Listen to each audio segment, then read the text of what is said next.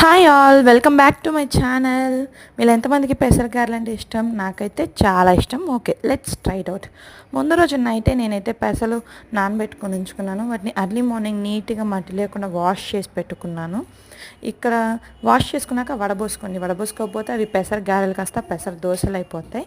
తర్వాత వాటిలో కావాల్సిన ఆనియన్స్, మిర్చి, చిన్న అల్లం ముక్క అవన్నీ కట్ చేసుకొని రెడీ చేసుకొని పెట్టుకోవాలి.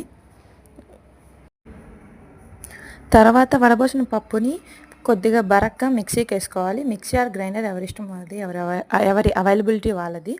వాటిని ఆనియన్స్, పచ్చిమిర్చిలో ఈ మిక్సీకి వేసుకున్న పిండిని వేసేయాలి. దాంట్లో కొద్దిగా సాల్ట్, కొద్దిగా జీలకర్ర, కొద్దిగా కరివేపాకు, కొద్దిగా కొత్తిమీర అన్నీ కట్ చేసుకొని కలిపి పెట్టుకోవాలి పిండిని. తర్వాత ప్యాన్లో కొద్దిగా ఆయిల్ పోసుకొని హీట్ చేసుకోవాలి. ఆయిల్ బాగా హీట్ అయ్యాక మాత్రమే గారెలు వేసుకుంటే బాగా టేస్టీగా వస్తాయి, క్రిస్పీగా కూడా ఉంటాయి. చూసారా, పిండి ఇలా కలుపుకున్నాక వాటిని మంచిగా గారెల్లాగా ఒత్తుకొని ఆయిల్లో వేసేసుకోవడమే. ఇలా 1 బై 1 వేసుకొని వాటిని దోరగా కాల్చుకోవాలి.